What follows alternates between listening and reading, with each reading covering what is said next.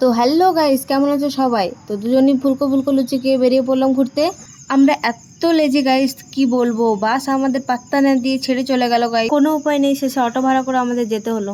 ঝর্ণারও ছুটি, আমারও ছুটি, আর দুজনেই না ঘুরতে বেরোতে তো হবে। দুজনে ছ্যালাং বেলাং করতে করতে গাইস পৌঁছে গেলাম।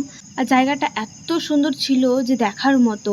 এত গরম পড়েছে, গরমে তো আমার মনে ছিল যে এক লাফ দিয়ে চলে যাই। ভাই একবার যদি পড়ে যায়, যদি গোষ্ঠী আমাকে খুঁজে বের করতে পারবে না।